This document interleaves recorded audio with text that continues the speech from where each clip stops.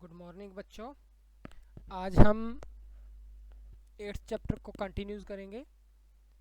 तो कल की वीडियो में पेज नंबर 112, 13 और 114 देख लिया था। आज आप अपनी पुस्तक गणित का जादू में पेज नंबर 115 देखिए। तो यहाँ पर हम देखते हैं कि परेड का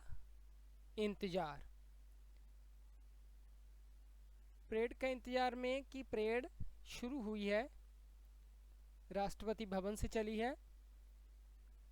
और कांचा और उसके दोस्त सोच रहे थे कि परेड कहाँ ख़त्म होगी। अब परेड चल रही है, अब वो कांचा और उसके दोस्त सोच रहे हैं कि परेड ख़त्म कहाँ हो गई। कांचा के पास क्या था, एक अखबार था जिसमें परेड का रास्ता दिखाया हुआ था। तो नीचे दिखाया गया है कि परेड कौन कौन से रास्ते से जाएगी। विजय चौक से राजपथ, फिर इंडिया गेट। तो ये है विजय चौक, ये राजपथ है। राजपथ से कहाँ जाएगी? India gate. इंडिया गेट के बाद तिलक मार्ग, फिर बहादुर शाह जफर मार्ग। फिर जहाँ से इंडिया गेट से ये तिलक मार्ग गया, ये वाला, इधर से होती हुई फिर बहादुर शाह जफर मार्ग में जाएगी। उसके बाद जहाँ से फिर ये जाएगी सुभाष मार्ग और फिर लाल किला। बहादुर शाह जफर मार्ग से फिर सुभाष मार्ग, फिर वहाँ से लाल किला जाएगी। यहाँ जाकर परेड है जो हमारी वो ख़त्म हो जाएगी। तो इसी से रिलेटेड हम करते हैं आगे। ये है बच्चे जो अखबार देख रहे हैं, ये देख रहे हैं कि राष्ट्रपति भवन कहाँ है। इनके बीच की ये लंबी सड़क राजपथ है। हमने देखा था राजपथ कौन सा है, ठीक है, उसके बारे में ये बात कर रहे हैं। और यहाँ नक्शे में रास्ता दिखाओ। तो नक्शा 3 में परेड का रास्ता दिखाओ और इंडिया गेट और राजपथ पर निशान लगाओ। तो नक्शा 3 जो है ये वाला, इस पर राजपथ वाला ये मार्ग है, इसको दिखाना है।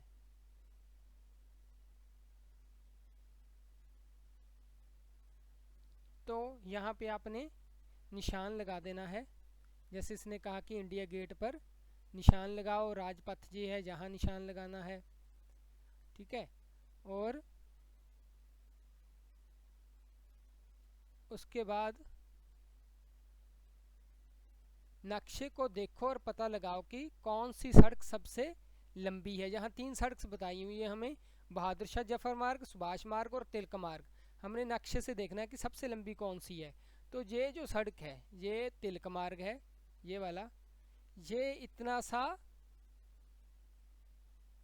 बहादुर शाह जफर मार्ग है, ये सुभाष मार्ग है। तो नक्शे से देखने से पता चल रहा है कि सबसे लंबा मार्ग कौन सा है, तिलक मार्ग। तो इसका आपने कौन सा उत्तर देना है, तिलक मार्ग। उसके बाद है कि अगर रूबिया जामा मस्जिद की ओर परेड देखने आ रही है तो सोचो उसे कितने किलोमीटर दूर चलना पड़ेगा। कहाँ से आ रही है? जामा मस्जिद की तरफ से परेड देखने के लिए आ रही है वो। तो जामा मस्जिद है यहाँ पे, यहाँ से वो आएगी यहाँ मुख्य सड़क तक।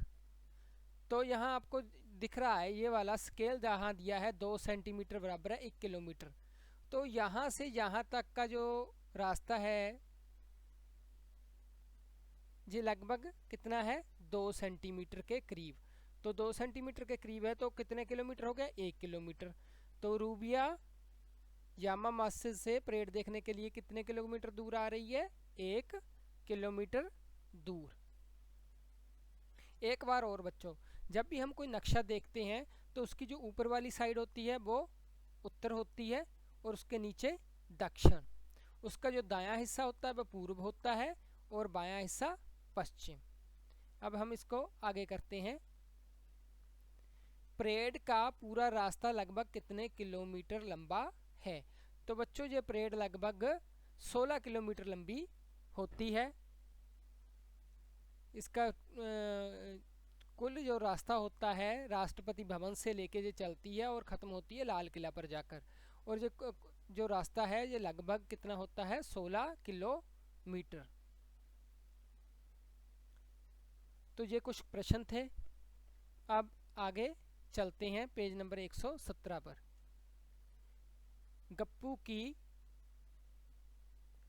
लाल किले की यात्रा। तो गप्पू है जो वो लाल किले की यात्रा करता है। क्या कहता है कि जब हम लाल किला पहुंचे तो वहाँ टिकट लेने के लिए लंबी लाइन लगी हुई थी, क्योंकि बहुत से लोग हैं जो वो लाल किला देखने के लिए जाते हैं।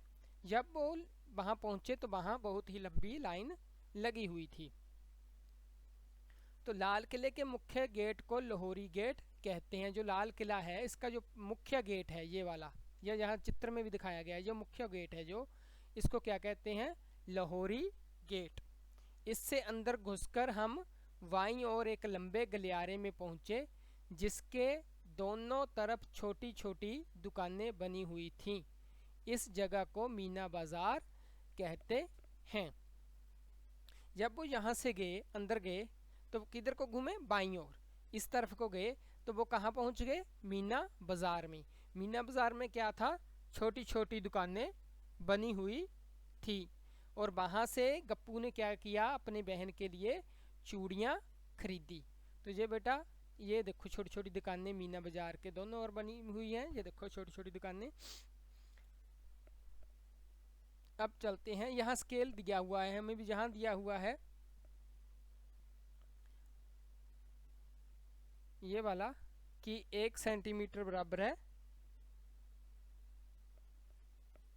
100 मीटर, कि 1 सेंटीमीटर कितना है, 100 मीटर के बराबर।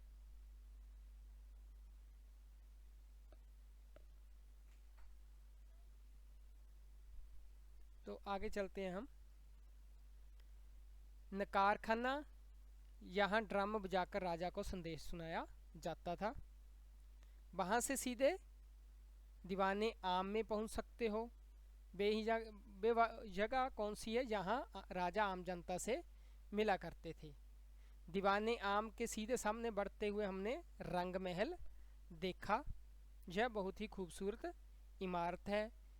तो ऐसे रंग महल की बाईं ओर मुड़कर दीवाने खास है, जहाँ राजा खास लोगों से मिलते थे।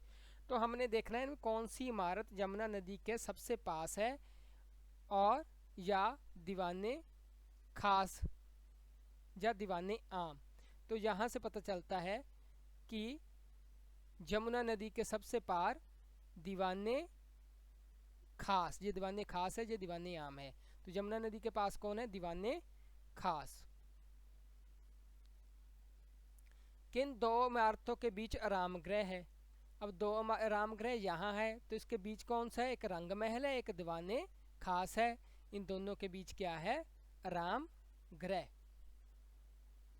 रंग महल से इमाम जाते हुए तुम किन इमारतों को के सामने से गुजरोगे। रंग महल से जाना है हमाम, तो दो रास्ते आएंगे, आराम गृह और दीवाने खास। इस नक्शे में मीना बाजार से सबसे दूर की इमारत कौन सी है। मीना बाजार ये है, सबसे दूर है इससे हमाम। दीवाने खास से लाहौरी गेट कितनी दूर है। ये लगभग होगा लाहौरी गेट दीवाने खास से 6 सेंटीमीटर बराबर है 600 मीटर, लगभग 600 मीटर की इसकी दूरी होगी।